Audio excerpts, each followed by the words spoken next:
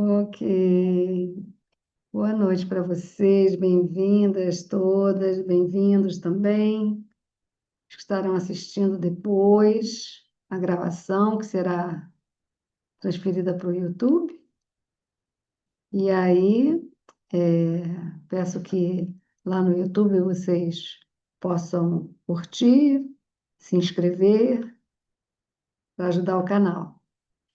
E também compartilhar com outras pessoas para que elas fiquem a par, né, dos ensinamentos da astrologia védica, dos Vedas, ok? Então, estamos agora pertinho da próxima lua nova. Será, vou dizer para vocês o horário, o dia 21 de outubro, daqui a alguns dias, né? 18, 19, 20, 21, 4 dias. Só que pela manhã, às 9 horas e 25 minutos, será o auge da lua nova. E essa lua nova, ela tem uma auspiciosidade, né? Algo especial nela, essa lua nova, ao longo de todo o ano, que é conhecida como a lua nova de Diwali, que é um festival que acontece anualmente, conhecido como Festival das Luzes. Festival das Luzes. Diwali é a forma como se pronuncia, de uma maneira abreviada, a palavra completa, que é Deep Valley. Deep, no sânscrito, significa uma lamparina acesa. Vale é o Festival das Lamparinas Acesas. As lamparinas, elas são preparadas e são acendidas ao longo de 5 dias. São 2 dias antes do Deepavali e 2 dias a seguir. Então, se considera que esses 5 dias, 2 dias antes, o dia e os 2 dias a seguir, após, é todo o festival de Deepavali, Festival das Luzes, Festival das Lamparinas. As lamparinas, elas são preparadas manualmente. Elas são feitas de um chumacinho de algodão torcido e embebido no ghee derretido, morninho. O ghee derretido, você embebe, coloca sobre um pratinho de metal ou um pratinho de cerâmica. O ideal é o metal é o melhor, para não correr risco do fogo pegar e quebrar, né? O pratinho de cerâmica. Então, dependendo do tipo de cerâmica, mas o ideal mesmo é no metal. Um pratinho de metal, uma caçarolinha, um pirizinho, uma coisa pequena, um copinho pequeno de metal, baixinho, para a lamparina poder ser acesa. E aí você acende várias dessas lamparinazinhas, que foram encharcadas no ghee, dentro da sua casa, em diferentes recintos da sua casa. E isso é entendido como um convite para que a luz da deusa Lakshmi, que é a deusa da abundância, da prosperidade, da expansão, né? Entre em seu lar, entre em sua casa, em sua moradia. Então, convidando ela, porque são 5 dias que a noite é muito escura, não tem lua. Então, a lua ela começa a desaparecer 3 dias antes e volta a reaparecer 3 dias depois. Então, esses 2 dias antes, 2 dias depois, a noite é muito escura. Então, ocorre um contraste, né? Entre as várias lamparinas acesas e a noite escura, né? Então, nós iluminando à noite, às noites. O costume é não só acender em casa, também acender se acende também nas beiradas das casas do lado de fora, também se acende essas lamparinas. Também se faz uma oferenda nas águas, nos rios sagrados ou nos balneários, nos lagos. Sim, também usam os pratinhos de barro, feitos de barro. Não é bem a cerâmica, né? São os pratinhos de barro, você coloca ali a lamparina acesa, sobre uma não folha de papel, né? Folha de árvore. Sobre uma folha, normalmente é uma folha de bananeira, pedaço de folha de bananeira. E aí, nesse. E até eles fazem uns pratinhos. Na Índia se faz uns pratinhos de folha, que eles entremeiam assim, né? As folhas e faz um pratinho bonitinho, redondinho, ou oval.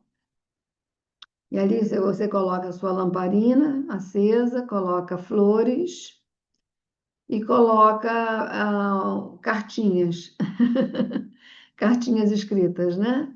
Ah, do que você pede à deusa Lakshmi, a grande senhora, né? Consorte do Senhor Vishnu, que é na trindade da criação, aquele que preserva a vida, e ela é Shakti, é a potência dele, feminina, e está sempre junto a ele, né? Quando Vishnu vem como avatar, ela está junto de alguma forma sempre.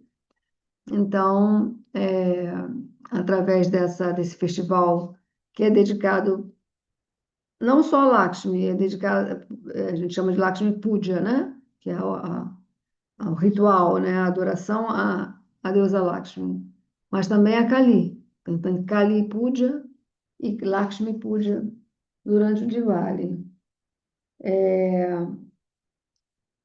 O Durga Puja será na última noite, no dia 2, que será assim, né? 18, 19, 20 para 21 é a lua nova, auge da lua nova, e depois nós ainda temos 21 e 22. Então, de, de outubro, né? Na verdade, o término do Lakshmi Puja foi concluído em 2 de outubro. Em 2 de outubro, tivemos também o Vijayadashami, Festival Siorama, que foi concluindo o Navaratri. E aí, 18 de outubro, começa o que a gente chama de Dhanteras e Dhanvantari Jayanti. Então, que é o primeiro dia do Diwali é voltado para a saúde. Por isso a gente tem o Dhanvantari Jayanti. Dhanvantari é o avatar de Vishnu, como um médico, pai da medicina, pai do Ayurveda, da medicina ayurvédica. Então, é o primeiro dia dos 5 dias de festividades de Diwali, que é o Festival das Luzes. Neste dia, a deusa Lakshmi surgiu da agitação do oceano de leite. A deusa Lakshmi e Kubera, que é o deus das riquezas, são homenageados no auspicioso Trayodasi Tithi, que é o 13º dia, que nada mais é que 2 dias antes da lua nova, por isso que é o dia 18 esse ano, de outubro.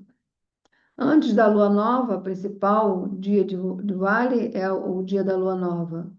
Então, antes disso, Lakshmi Puja ocorre durante a lua nova, que é o Amavasya de Diwali ou Deepavali. Dhanteras também é o dia de Dhanvantari Jayanti, dia do aparecimento do deus da medicina Ayurveda. Yamadip é outro ritual neste dia, quando a lâmpada para Yamadeva, o deus da morte, para que ele possa conceder longevidade, e acesa do lado de fora de casa, para evitar que qualquer morte prematura, súbita, de qualquer membro da família. 19 de outubro é Hanuman Puja, e Hanuman com sua força, né? Força devocional, então fortalece a nossa espiritualidade. Faz parte também desse festival. Hanuman Puja coincide com o dia também de Kali Puja, porque exatamente por força dessa lua nova, né? A escuridão da lua nova. E assim, por isso, maus espíritos podem ficar mais poderosos durante a noite de Kali, o Senhor Hanuman que dá força para lutar contra espíritos malignos, da força e da proteção. Já no Amavasya de Diwali ou de Pavali, marca o retorno do Senhor Rama a Ayodhya, então é a vitória de Rama, sua cidade após seu exílio de 14 anos. E também é o dia de Lakshmi Puja, o Amavasya, que é entre dia 20 e 21, então será na noite do dia 20. E depois, no dia 20 de outubro, teremos o Naraka Chaturdashi, no 14º dia, que precede a lua nova de Diwali. Então, 19 de outubro, Hanuma Puja, Kali Puja, depois, no dia 20 de outubro, Naraka Chaturdashi, se comemora a libertação das rainhas que se tornaram esposas de Krishna. Essa é uma história muito importante, de alto valor de antídoto, né? Ao ouvir essa história, ela elimina até condições ruins no nosso mapa astrológico de nascimento. Então, essa história será relatada inteiramente. E dia 20 de outubro, então, é o Lakshmi Puja, e Kali Puja também, é um festival dedicado à deusa Kali, comemora no dia da lua nova. E também teremos a Deepavali Puja e Lakshmi Ganesha Puja. Então, também se faz a celebração de Ganesha, que remove os obstáculos do nosso caminho, da nossa vida. 21 de outubro, teremos, então, a Nakuti Puja, o dia de Govardhana Puja. Então, na verdade, é dia 18, 19, 20, 21 e 22, né? Dia de Govardhana Puja cai, então, no dia 21. Esse é o dia lunar que celebramos como o Senhor Krishna derrotou o Deus Indra erguendo a colina de Govardhana. Também é outra história maravilhosa que está relacionada a garantir a provisão das nossas necessidades, né, durante todo o ano até o próximo Deepavali.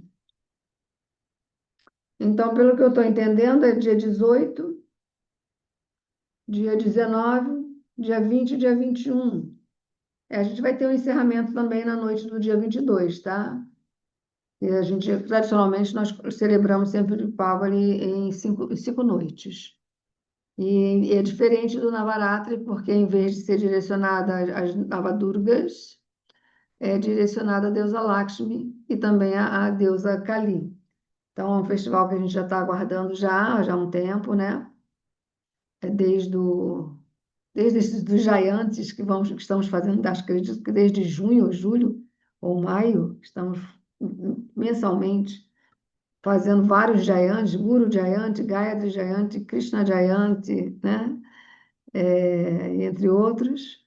Então, teremos agora o que acontece sempre no final do ano, normalmente entre outubro e novembro. Esse ano está sendo em outubro, porque é um calendário lunar, né, que a gente segue. Então, o calendário lunar ele não obedece o calendário solar.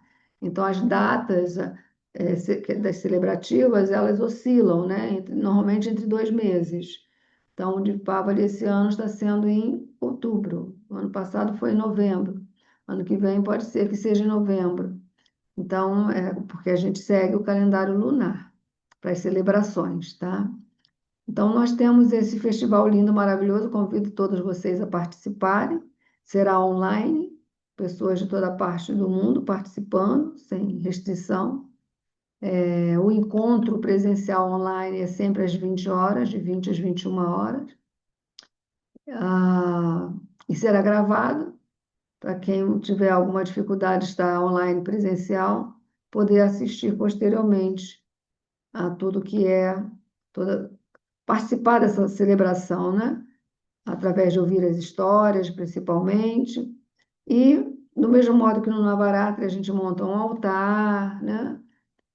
Aí, no caso, é o altar para Lakshmi, que é posicionado no norte, na direção norte, que é a direção das riquezas, da prosperidade, da abundância. E o grupo está se formando. Quem quiser participar, aproveitar, porque o próximo de Pálvora é só o ano que vem, então é esse, né, que é, que é um momento presente muito importante para que a gente possa entrar nessa frequência da prosperidade e também da saúde, da força, né, da espiritualidade. Então, as histórias, elas são histórias maravilhosas que vale a pena muito ouvir, né? É uma purificação também para a gente. O grupo está se formando, só se inscrever e que já é direcionado para o grupo, tá? O grupo onde estará sendo colocado os avisos, as imagens, os links para poder entrar na reunião online e também as gravações nos encontros. Então, é preciso estar nesse grupo para poder participar. Para estar no grupo, é preciso fazer sua inscrição. Então, é só entrar em contato para ter essas informações. Ok? Muito bem-vindos ao Festival de Pávari, um dos festivais mais lindos do ano. E ele também é regado, né, por, por uma história também do Senhor Krishna, bem linda, né? Que é quando ele é amarrado num pilão por Yashoda e também se oferece a ele e a Yashoda, a mãe dele, a lamparina, que é feita no ghee. Todas essas coisas, né? Mas se eu não tiver o ghee, não, todas as informações, né? Como substituir o ghee por outro tipo de óleo, né? Como preparar, tudo isso vai ser feito no grupo. Então é importante que esteja no grupo para poder ir obtendo as orientações, tá? Então, muito bem-vindos. Agora eu vou falar sobre a lua nova que nós estamos.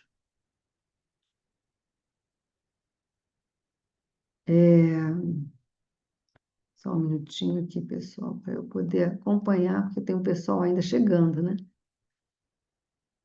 Vou aqui compartilhar com vocês o mapa da lua nova, tá? Só um minuto. Eu sempre coloco nos nossos encontros sobre as luas cheias, luas novas, eclipses lunar, eclipse solar, eu sempre coloco o momento auge. Eu gosto de calcular assim, o momento onde a lua nova ou a lua cheia alcançam seu auge. E esse momento é quando o Sol e a Lua se encontram no mesmo grau. Quando a Lua é cheia, aí o Sol e a Lua estão no mesmo grau, só que em signos diferentes. Quando a lua nova, o Sol e a Lua estão no mesmo grau, no mesmo signo. E aí, no caso, nós vamos ter a lua nova agora no dia 21 de outubro, às 9h25 da manhã, calculado para o Rio de Janeiro, que é o mesmo horário de Brasília, né? Mas quem estiver em outros países ou outras regiões que mudam o fuso horário, é só ajustar, né? Retificar para o horário que utiliza. Então, a lua nova ela vai estar acontecendo na constelação de Libra, bem no início da constelação da Libra. A constelação da Libra, né, que é de onde vem a palavra equilíbrio, ela era conhecida pelos antigos como a constelação da balança. E ela é desenhada no céu, né, com a configuração dela, configurada pelas estrelas que a compõem, é realmente de uma balança. E ela é muito bem desenhadinha, né? Ela tem tipo um triângulo no alto, assim, e aí desce os pratinhos, cada um de cada lado. Ela é super equilibrada, constelação da balança, muito perfeitinho. Ela é uma constelação ligada ao elemento ar e está diretamente relacionada aos relacionamentos humanos, a troca nas relações humanas, né?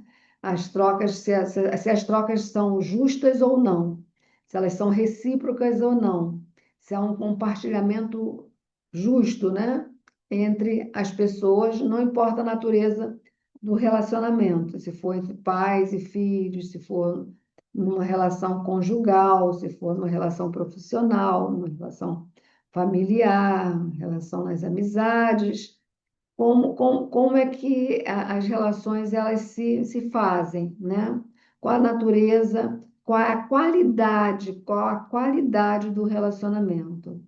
Então, todos esses assuntos que comporta esse sentido dos relacionamentos humanos e a troca, né, a qualidade da troca desses relacionamentos, são favorecidos quando a lua nova acontece em Libra. E aí nós temos um período de pelo menos uns 15 dias, que aí virá a lua cheia, né? Que será Sol em Libra e a lua em Áries. Então, a próxima lua cheia será com a lua em Áries. 15 dias depois, no dia 21. Então, vai entrar no mês de novembro. A lua cheia será no início de novembro. Lá para o dia 4, 5, 6, por aí de novembro, será a lua cheia com a lua em Áries e o Sol em Libra, né? Não podemos esquecer que nós estamos aqui tratando da astrologia sideral, que é a astrologia original, tá? A astrologia indubitavelmente começou no céu, né? Não tem como alguém ter inventado um dia que depois de Áries vem Touro, depois de Touro vem Gêmeos, porque isso está estampado no céu. Então, a astrologia originalmente, genuinamente, iniciou-se observando o céu e vendo que após a constelação do Carneiro está a constelação do Touro. Depois da constelação do Touro no céu está a constelação dos Gêmeos. Depois da constelação dos Gêmeos, a constelação do Câncer. Estão todas lá, né, no circuito que se chama cinturão zodiacal sideral. Depois é que a astrologia passou a transformar a astrologia num sistema de calendário solar. Isso é muito recente, na verdade, tem só uns 300 anos. Quando a gente fala de astrologia védica, a gente está falando de 6.000 anos, né? Ou até mais do que isso. E só esse sentido de astrologia que é adotada de 12 signos já corresponde ao fato de que é um estudo, né, uma ciência, um ensinamento que vem do Oriente.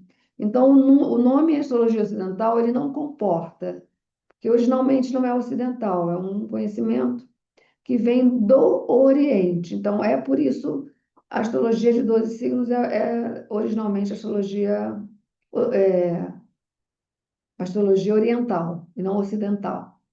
Se a gente for particularmente falar sobre a astrologia ocidental, a gente tem que pensar na astrologia dos índios, dos ameríndios, né?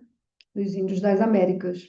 Aí sim, podemos dizer que a astrologia é originalmente ocidental, como a astrologia maia, a astrologia inca, né? Até mesmo a astrologia dos índios brasileiros, que eles também eram observadores do céu. E é um sistema diferente, se a gente for partir da astrologia, né, no México, ali na América Central, não são 12 signos, são 20 signos.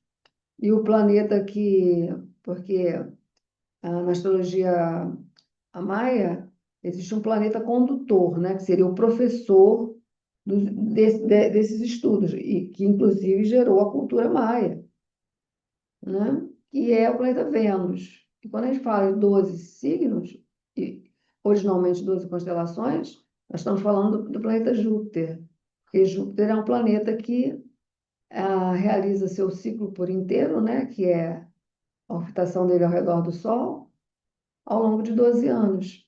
Por isso é que são 12. Então, através da observação do movimento de Júpiter em relação às 12 constelações, Júpiter é um planeta muito brilhante, né? E ele chama atenção porque ele é amarelado, a luz dele é amarelada. Então, se observava que ele ficava por volta de um ano, né? Fica por volta de um ano por constelação. Então, passando por 12 constelações, 12 anos. Por isso, 12 constelações. A cada ano ele passava por uma. E aí fechava o ciclo em 12 anos. E com isso também foi estabelecido os 12 meses solares.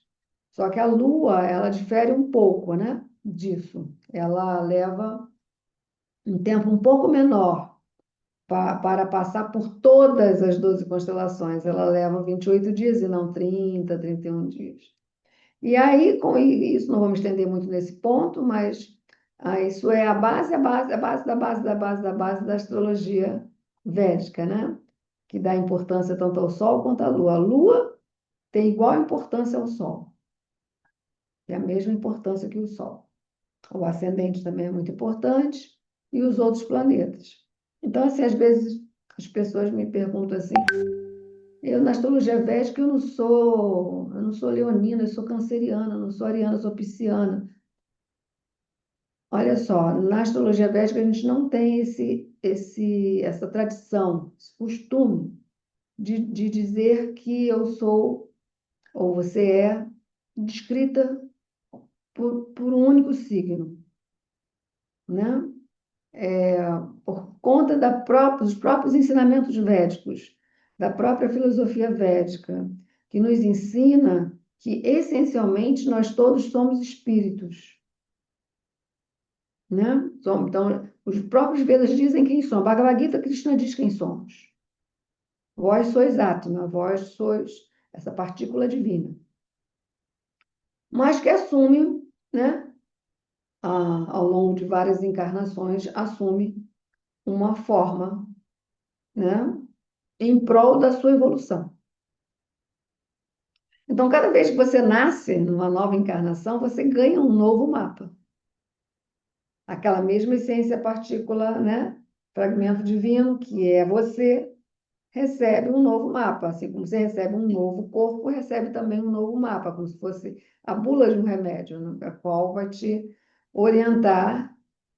Você vai ter sua orientação. Essa questão de que a gente chega no mundo e está desamparado, não. O céu é o que Deus quer de você. Está tudo escrito, mas precisa saber ler essa escrita, né? Que é a escrita estelar das estrelas. Preciso compreender, estudar essa ciência. Então não existe esse costume de dizer que você é signo tal, porque, né, às vezes eu ouço coisas assim, é, é, meu marido, porque ele é de touro, ele é uma pessoa muito ativa, muito ativa, muito brigão, porque ele é de touro. E aí você vai ver que, na verdade, ele tem o Sol em Áries, né? Sol exaltado em Áries, então, não é touro. Touros são pessoas calmas. Então, o que que ocorre? Você tem, na verdade, é um mapa. O que você tem é um mapa. Você ganha um mapa completo, né? Então, é importante saber onde estão os outros planetas também, e principalmente a Lua. E aí nós temos na astrologia védica o zodíaco solar, que é Áries, Touro, vai até Peixes, né? São as constelações. E também outras pequenas constelações ou pequenos agrupamentos de estrelas que recebem o nome de nakshatras, que é por onde a Lua percorre. A Lua tem um percurso um pouquinho diferente dos outros planetas em relação à eclíptica, em relação ao cinturão zodiacal constelacional. É um pouquinho diferente, ela meio que flutua, meio que, né? Ela anda assim, ela não anda reta, os planetas não andam tudo assim, bonitinho, como se fosse uma fila indiana, pelas constelações. Já a Lua não, ela faz um movimento sinuoso. E por isso ela visita, às vezes, estrelas que estão até fora da constelação, do cinturão zodiacal, né? Das constelações zodiacais. E aí isso nós chamamos de nakshatras, que nada mais, a palavra nakshatra nada mais significa que campo de estrelas. Então, quando se fala esse termo campo de estrelas, nós estamos nos remetendo a uma astrologia cujo sistema é sideralista. Sideral significa um conhecimento das estrelas. Siderium significa estrelas, literalmente, em latim. Né? Então, considerar, né? Estar com as estrelas. Assim como contemplar é estar no templo, considerar significa estar com as estrelas. Então, você vai considerar, você vai se reunir as estrelas para poder chegar a um consenso, né? Do que fazer, do que não fazer, do que é melhor, que não é melhor. Você vai buscar, você vai sentar aos pés da cúpula celeste para obter as respostas. Então, isso era as tradições antigas eram assim. Todas as tradições antigas, de ponto a ponto do planeta, do Ártico ao Antártico, da China ao México, eram sideralistas originalmente. Todas, todas. Astronomia e astrologia eram casadas. Todas as tradições antigas eram. Mas algumas tradições, por força da tradição, mantêm aquilo fixo, né? Do que era há 2.000 anos atrás, 3.000 anos atrás. Só que a astrologia védica ela tem um sistema de cálculos que atualiza este céu que nós observamos da Terra. Atualiza por força de um movimento que o planeta Terra faz, chamado precessão, que a gente dá mais importância à rotação, à translação, mas tem muitos outros movimentos que o planeta Terra faz. Existe um terceiro que é super importante, que é o movimento de precessão. E o movimento de precessão, ele não está mais, por exemplo, em 20 de março, que todo mundo diz que o Sol começa, que Áries começa a partir de 20 de março, a partir, na ideia de que o Sol, a partir de 20 de março, chega em Áries, de verdade, o Sol está em Peixes. Ou seja, está num signo anterior, numa constelação anterior a Áries. Peixes é anterior a Áries. Né? Por quê? Porque o movimento da Terra de precessão é para o anterior. Hoje nós temos mais de 24 graus dessa distância, né? Aqui a gente viu, ó, 24 graus e 13 minutos, chama-se Aya Namsa, é a base desse cálculo de precessão. Então, no dia 20 de março, o Sol, na verdade, não está em Áries, ele está a 6 graus, 5 graus, entre 5 e 6 graus de peixes. Porque a Terra faz esse movimento e não há quem impeça da Terra fazer esse movimento. Não há quem. Impossível. A Terra faz. Então, o céu que os antigos viam, né, observavam lá atrás, ele é 24 graus modificado. Então, por isso que quando você faz seu mapa védico ou um mapa sideral, você tem as posições reais dos planetas, ascendentes, Sol, Lua e todos os planetas junto à realidade astronômica, aonde eles se encontram de fato no espaço sideral, né? Em relação ao espaço sideral. Então, por exemplo, vou dar um exemplo, né? Aqui, deixa eu ver um planeta, Marte. Marte está a 25 graus de Libra. Só que o astrólogo ocidental que segue uma tabela e não olha para o espaço sideral para ver onde Marte está mesmo, diz que Marte está em Escorpião. Ele vai chegar em Escorpião, só que dia 27 de outubro. Então, dia 21 de outubro, que nem é hoje, né? Porque hoje ainda é dia 17, o Marte estará a 25 graus de Libra. Hoje está um pouco menos, deve estar uns 23 graus de Libra. Ele não está em Escorpião. Ele vai. Aí, quando for a partir de 27 de outubro, nós vamos olhar para o céu, vamos procurar Marte, vamos ver ele alinhado à constelação do Escorpião, que é uma constelação constituída de estrelas de alta visibilidade, então não há erro. Não há como a gente dizer o contrário. É tão visível, né? A não ser que o céu esteja nublado, mas com o céu limpo e com a constelação do Escorpião também com visibilidade, a gente consegue ver a posição de Marte real. Então, é, essa é a modificação, que na verdade não é uma modificação. Quem mudou foi quem separou a astrologia da astronomia. Né? A astrologia sideral não separa a astrologia da astronomia. Então, na verdade, nós não mudamos nada. Só que os cálculos são mais apurados e acompanhamos um movimento importante do planeta Terra, além da rotação e da translação, chamada precessão. Então, nós vamos ter o céu, as posições dos planetas, como eles estão realmente no céu. Por exemplo, agora, nesse momento, nós estamos tendo, desde o dia 18, né? Desde o dia 18, desde o dia Acho que é desde hoje. Desde hoje. Hoje Júpiter entra em Câncer. Hoje Júpiter estava em Gêmeos e hoje atravessou todo o signo de Gêmeos, desde meados de maio, e agora chegou em Câncer, né? Então, quando você olhar num aplicativo de astronomia ou num site de astronomia, entrar num site de astronomia, você vai verificar que o Júpiter agora estaria entre a constelação de Gêmeos indo para Câncer, bem ali na passagem. Qualquer pessoa que usar um aplicativo de astronomia, porque hoje né, tem a tecnologia avançada. Qualquer pessoa que utilizar um site de astronomia vai verificar que Júpiter está saindo de Gêmeos e entrando em Câncer agora.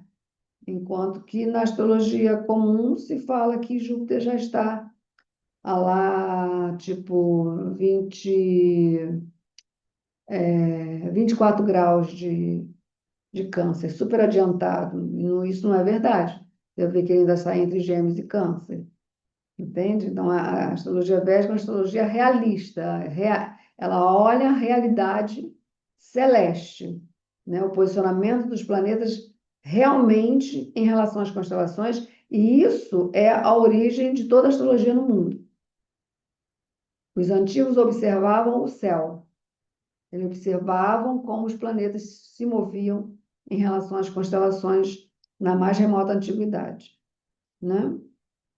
Porque sempre houve esse impulso humano não só de observar a natureza e o cosmos, como também de questionar, né? É o anseio de aprender, o anseio por saber. E, logicamente, se você vê no céu que tem estrelas que estão sempre no mesmo lugar e outras que caminham, isso, logicamente, faz você, o que está acontecendo? Quero entender esse céu, né? Então, as observações ocorreram na antiguidade, na mais remota antiguidade, a gente pode colocar aí de 5 para 10 mil anos, mínimo, né? Que a gente tenha, assim, uma noção, mas com certeza é muito antes, porque a Terra está inserida no espaço sideral e o homem sobre a Terra olha para o céu e quer saber o que está acontecendo, né? Hoje a gente quer saber o que está acontecendo no Google, né? No Instagram, mas não era essa a realidade dos povos originários, né? A quem nós devemos sempre honrar e oferecer respeito. Então, a lua nova está sendo em Libra e esse é o tema da lua nova, são as relações humanas, né? Senso de justiça, coerência, sensatez, bons modos, né? Trato fino, lidar com as pessoas, né? Não fazer a outro o que não gostaria que fizesse consigo, né? Buscar esse ajustamento nos relacionamentos, né? Porque a tônica dos relacionamentos, em geral, eu sei apenas receber, ou eu sei apenas doar, né? Para que haja esse equilíbrio Libra, a gente precisa fazer as duas coisas: saber doar, saber dar-se e também saber receber, né? Em geral, a gente vive um relacionamento se doando enquanto o outro fica ali recebendo, ou o contrário, recebendo enquanto o outro ali fica se doando. Isso a gente chama de relacionamento em desequilíbrio, em desarmonia, porque a harmonia é através da troca justa. Só que muitas vezes nós somos fechados. Eu só sei dar, não sei receber. Eu só sei receber, eu não sei dar. Isso precisa ser observado. Essa observação ela é muito sutil, né? Muitas pessoas nem percebem essa dinâmica, né? Elas pensam que é normal, é assim mesmo. Mas chega uma hora o relacionamento, ele começa a entrar, né, nessa condição de desagrave, né, de discordância, e por conta exatamente de que vai chegar um momento que alguém vai se cansar de se doar, enquanto que quem recebe tá muito bom, tá ótimo ficar só recebendo, e o outro fazendo muito cômodo, né, muito confortável ficar aqui só recebendo, e o outro só se doando, né, para mim e para tudo. Então, é uma autoobservação. A questão não é observar o que o outro faz se observar em que ponto você está. Só receber nos relacionamentos ou só se doar nos relacionamentos, né?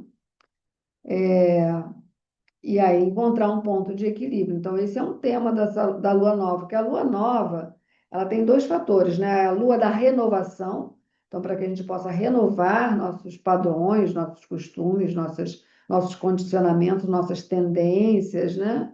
Ah, que normalmente são comportamentos viciosos, né, que teimam em não serem renovados. Então, a lua nova propõe uma renovação. A cada mês, a lua nova é uma constelação diferente. Então, agora é a constelação de Libra. Então, a proposta da renovação é renovar os padrões de relacionamento. E o outro fator da lua nova, porque toda lua nova é a lua dos ancestrais.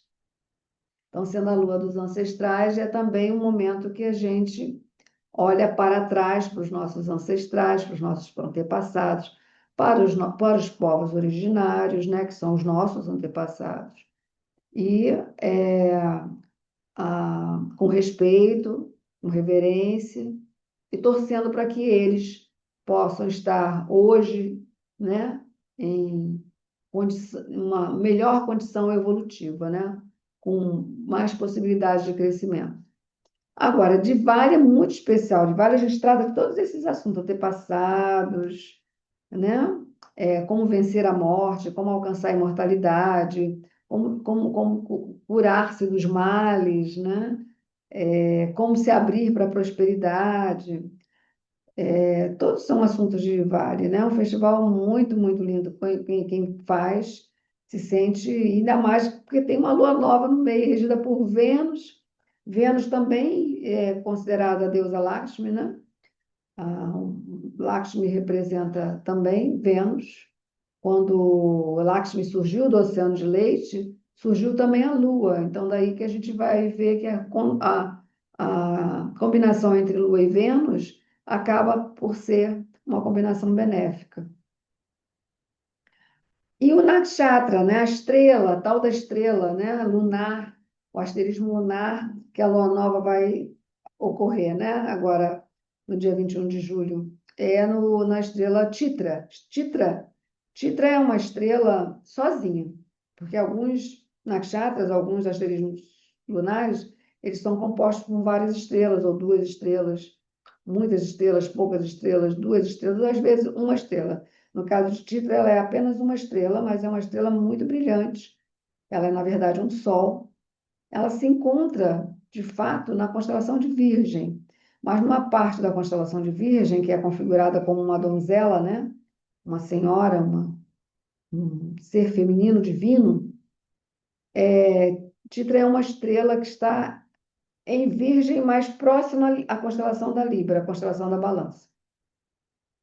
E o nome dessa estrela na astronomia é Spica. Spica, S-P-I-C-A. Spica é o nome da estrela na astronomia. Titra é o nome da mesma estrela em sânscrito.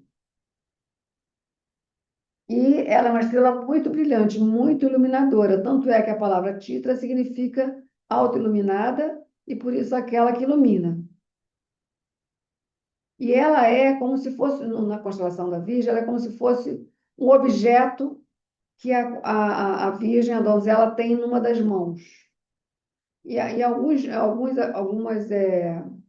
configurações, mostrando as constelações, mostra como se a Virgem estivesse segurando a própria balança. Né? Ela estivesse segurando ali a constelação da balança, a constelação da Libra. Em outras, não. Ela tem numa das mãos algum objeto, como, por exemplo, um feixe de trigo, que é o alimento, que representa o alimento, ou uma espiga de milho, que é a tradução da palavra espica, é espiga. Então, um feixe de trigo ou uma espiga de milho, ou então ela pode ter na sua mão também um diamante lapidado e muito brilhante, porque Titra, ou Spica, é uma estrela muito, muito brilhante. E ela tem um brilho translúcido, assim, transparente, né? Não tem uma cor específica. Ela é representada também na astrologia védica por pedras preciosas, tais como o coral, as pérolas, os diamantes, né? Pedras preciosas. Todas as pedras preciosas, de algum modo, estão relacionadas a este nakshatra. As joias, em geral, também. Por isso, essa relação profunda com a deusa Lakshmi, né? Esses ornamentos que as deusas usam, vocês veem as imagens das deusas, são muito ornamentadas, né? Cheias de brilhos, né? Então, a gente olha assim, né? Parece coisa material, mas essas joias elas estão representando um brilho espiritual, né? A riqueza espiritual. Porque a riqueza material, a riqueza nesse mundo, a origem dela, a, a fonte dela é a riqueza espiritual. Se você tem riqueza espiritual, nada vai faltar nesse mundo para você. Tudo que você precisar vai chegar até você. Se você tiver aberta para a riqueza espiritual. Então, isso é o Festival de Vale, a gente se abrir para essa riqueza espiritual. Então, Titra é essa estrela que é representada por pedras, joias preciosas, pedras preciosas. É outro exemplo. Não por isso um diamante na mão.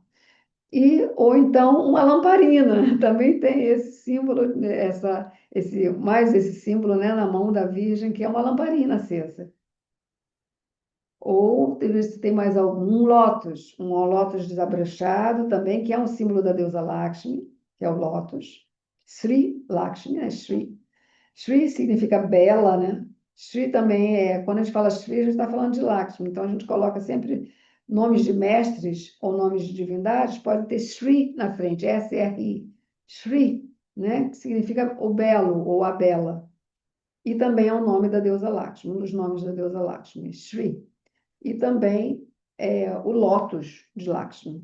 Quando a gente vê um lótus, símbolo do lótus, remete imediatamente à deusa Lakshmi. Lakshmi Devi. Ou então um jasmim, não, um lírio, um botão de lírio, que é símbolo da pureza. Então, por isso, de Vale traz purificação. Né? Traz purificação, traz transcendência, que é o lótus, traz a garantia dos alimentos, que é o milho, a espiga de trigo, as riquezas, que é o diamante, e a luz, né? Que é a lamparina. Titra é, na astrologia védica, entendida como a estrela da autenticidade, né? Assim como a gente não, a gente pode às vezes se confundir, pensar que um pedaço de vidro é diamante, né? Mas uma pessoa entendedora de pedras sabe que aquilo é vidro. Ou outra pedra, mas não transparente, mas não um diamante. Se diz no estudo da gemologia que o diamante ele contém fogo. Então, aquela luz que o diamante emite é tal como se fosse o fogo, que é então o fogo da lamparina. O diamante, o símbolo do diamante, assim como o fogo também da lamparina, também está relacionado ao sentido de autenticidade, genuidade e de ausência de falsidade, de fingimento, né? Então, Titra, como é regida por Marte, ela traz esse conflito entre o eu real e o eu falso, né? Então, ela abrange essa purificação das falsidades, dos fingimentos, das máscaras, né? Ela rasga tudo isso para que a gente possa reluzir, sermos quem somos de fato. Então, o Chitra é um nakshatra muito maravilhoso, está ligado à arquitetura, à decoração, ao urbanismo e à beleza como um todo. Tudo que é belo, principalmente o que é belo, que é constituído pelas mãos humanas, né? Se você faz um bordado, se faz uma pintura, se você faz um- uma decoração na sua casa, né? A harmonia, essa harmonia, né? Da beleza, né? Você vê, às vezes, um monumento arquitetônico, que belo, né? Beleza, né? Uma beleza de uma cidade. O Chitra também tem a ver com a beleza do pôr do sol, que é um momento muito belo também, né? Então, porque Titra é regida por Marte, mas também o Devata, a deidade de Titra, é Vishvakarma, que é o arquiteto dos deuses.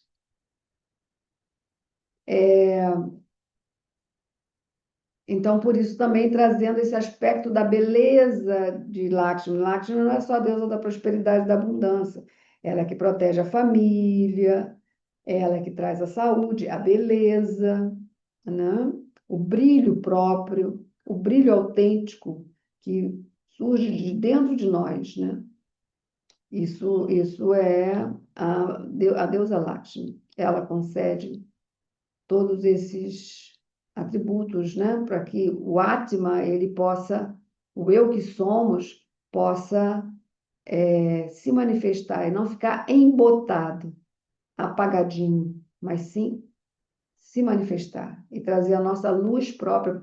Possamos, então, com a nossa luz própria, assim como as estrelas têm luz própria, o sol tem luz própria, então, da mesma maneira, podemos, né, como um sol, refletir para todos os lados, para todas as pessoas, todas as relações, todas as situações, o nosso brilho próprio, né? Termos essa coragem de Marte, de sermos quem somos, sermos verdadeiros, pessoas essencialmente verdadeiras. E isso significa força, tá? Ser verdadeiro é ser forte. Por isso nós temos Hanuman Jayanti durante o Vale de Pavari. Então, existe essa conjunção linda de Sol e Lua, né? Nessa lua nova, em Libra e junto a Titra, este nakshatra. E em Libra temos uma outra conjunção acontecendo, que é de Marte com Mercúrio.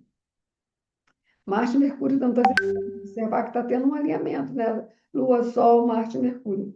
Marte e Mercúrio estão juntos no final de Libra, nos últimos graus de Libra. Marte é 20, juntinhos, 26 graus eles. A gente chama isso de um Graha Yuddha, tá vendo? Um Graha Yuddha entre Marte e Mercúrio nesse momento, que é uma guerra planetária entre dois planetas, quando eles se encontram em menos de um grau de distância um do outro. Então, nós estamos tendo nesse momento um Graha Yuddha, uma guerra planetária entre Marte e Mercúrio, lá em Libra, lá perto onde o Sol e a Lua estão.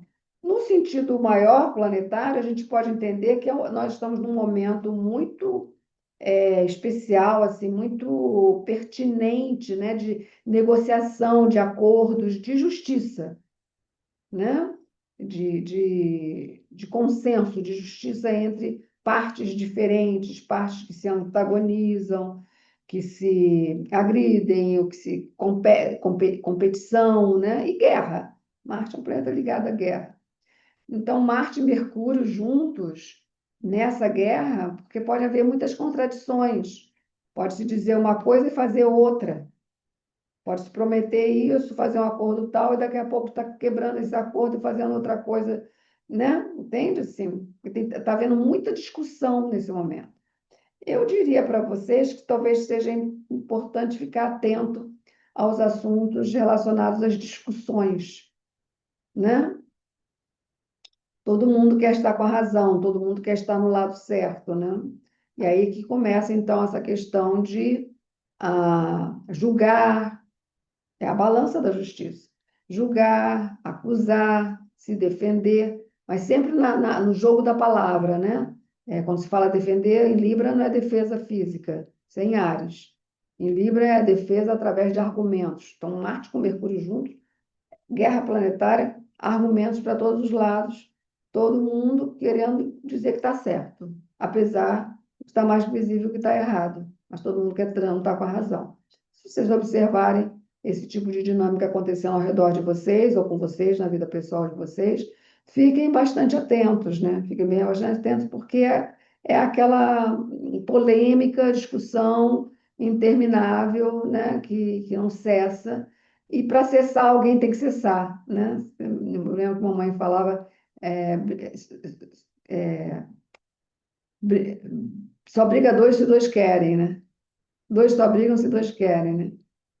Se dois querem, vai ter briga. Se um não quiser, não vai ter, né?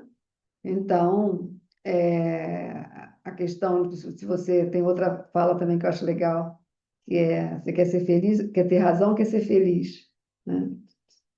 Então, muitas vezes, deixa a razão com o outro e vai ser feliz, né? Então, esse tipo de polêmicas e discussões também está. Então, assim, ter de Vale nesse momento é muito bom para trazer essa luz, essa clareza, né, em relação aos seus relacionamentos, às discussões, às argumentações, o que vale a pena realmente correr atrás, o que vale a pena abrir mão, né? Então, nós estamos tendo essa conjunção Marte-Mercúrio, outras situações que estão acontecendo também. Nesse momento, é a chegada de Júpiter em Câncer, que eu acho também muito bom. Bem agora, né? Bem perto de Vale, em pleno de Vale, vamos ter Júpiter em Câncer, porque Júpiter fica em Câncer de hoje até 5 de dezembro. Ele fica curto tempo em Câncer, porque ele entra em Câncer e começa a ficar moroso. Júpiter fica moroso, e essa morosidade acaba dando a ele uma retrogradação. Então, dia 11 de novembro, em Câncer, Júpiter retrograda. E aí ele vai retrogradar e vai, a partir de 5 de dezembro, retornar para Gêmeos, para ficar até junho do ano que vem em Gêmeos ainda. E aí a chegada realmente colossal, né?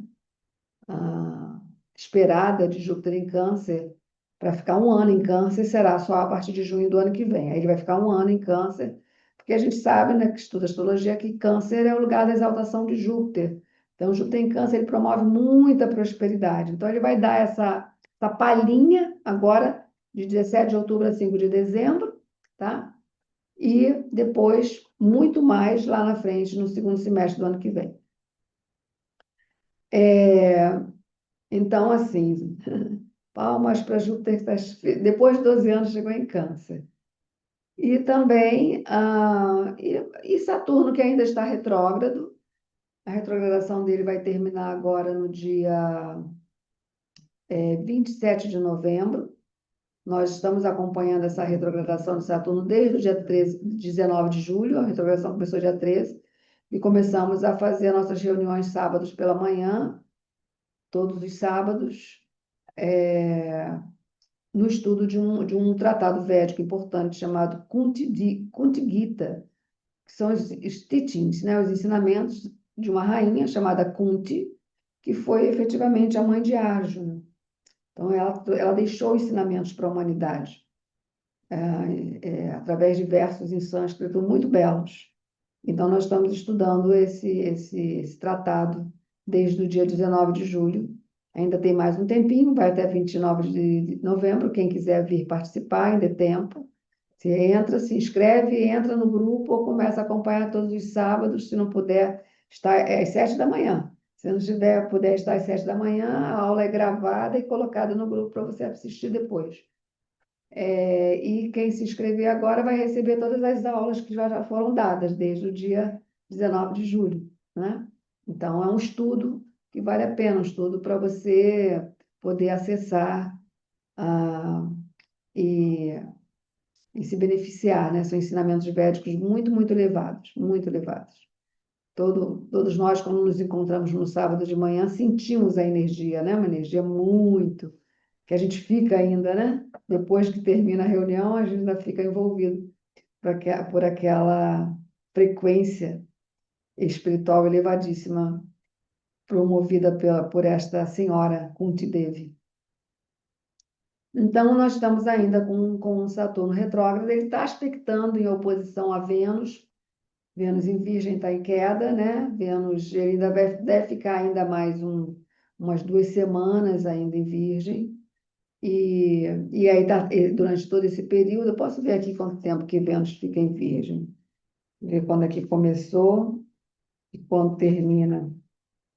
Ah, começou em 9 de outubro e vai até 2 de novembro. Então, a gente está bem no meio desse trânsito de Vênus em Virgem. Quando Vênus está em Virgem, porque Saturno está em Peixes, eles se aspectam um ao outro.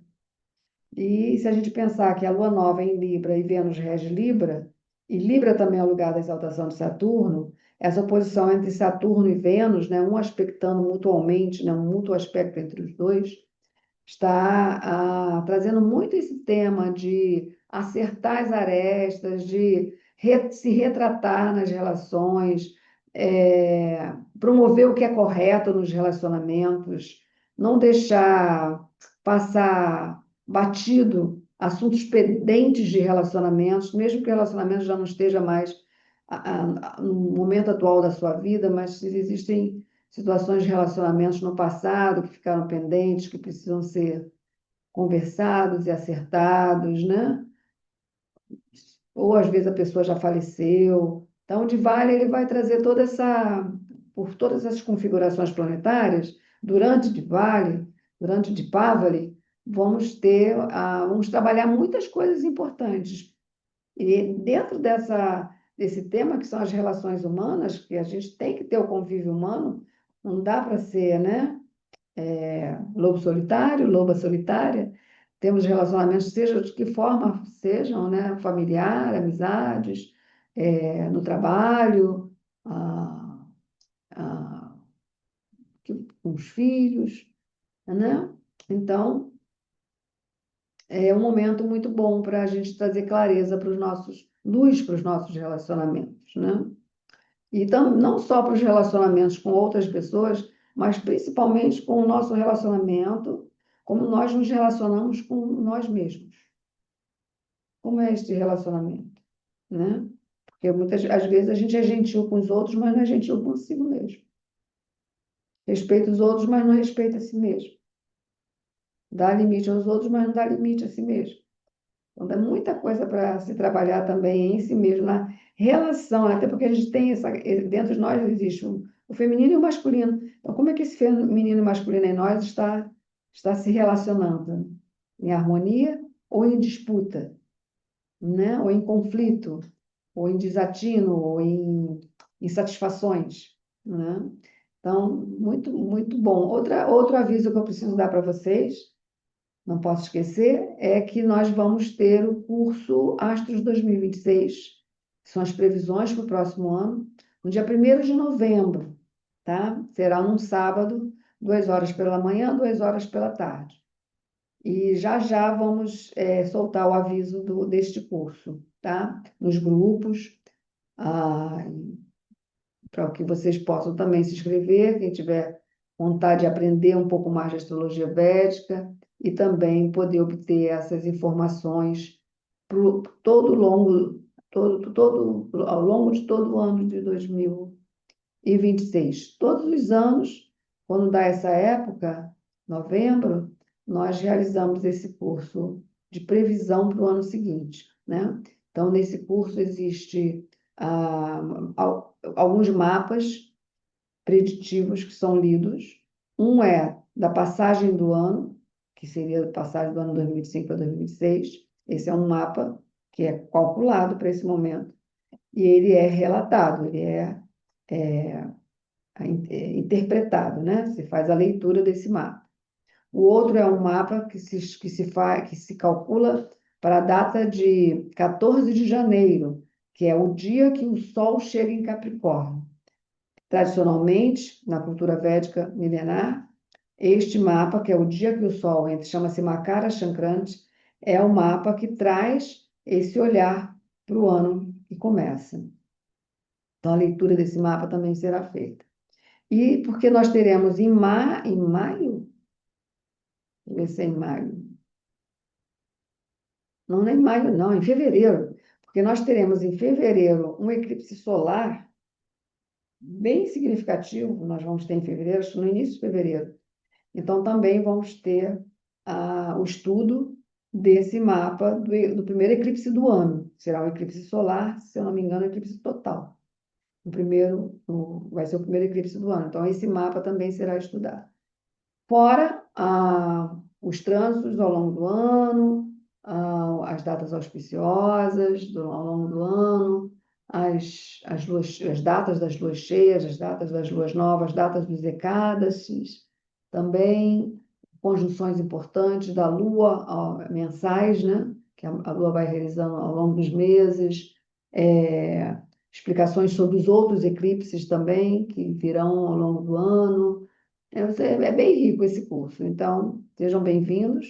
Logo, logo vamos estar soltando o aviso, tá? Para que vocês possam ter as informações e poderem se inscrever, tá? Quem não puder estar no sábado, 1º de novembro, não tem problema, porque será gravado e você então faz o estudo depois com a gravação, ok?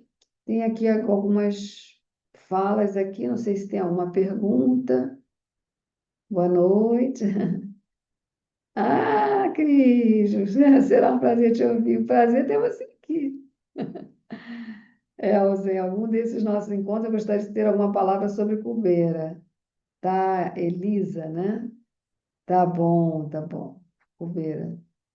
Ótimas orientações. Obrigada também por compartilhar. Obrigada. Eclipse solar 17 de fevereiro, Gisele colocou aqui.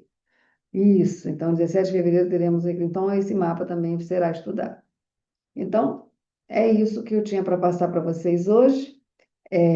Vou aqui interromper o compartilhamento do mapa, ok? E fechar aqui o nosso encontro. Então, muito agradecida pela presença de vocês. Logo, essa gravação estará no YouTube, e aí estarei compartilhando nos grupos, para que vocês possam ajudar o canal, compartilhando com outras pessoas. E quem assistir, não esquecer de colocar seu like, não esquecer de se inscrever no canal também. Quanto mais pessoas puderem serem bem informadas, né, do que é uma astrologia sideral ou sideralista, né, que é outra história. E também convido vocês a estudarem astrologia védica, tá? Eu tenho cursos preparados já de astrologia védica já há muito tempo, né? Muito tempo esses cursos são preparados, estão numa plataforma. Quem tiver vontade de aprender também é só falar comigo, tá? Entrar em contato comigo ou pelo e-mail ou pelo WhatsApp, ok? Então termino aqui, agradeço muito a vocês pela audiência, pela presença também. Vamos para o Diwali fazer o Festival das Luzes, que vai ser lindo. Namastê, Hari Om, Tat Sat, Jai Sri Krishna, Jai Sri Ram, Lakshmi Devi, Kali Puja. Ah, limpar, podemos purificar. Até próximo encontro, até amanhã que começa.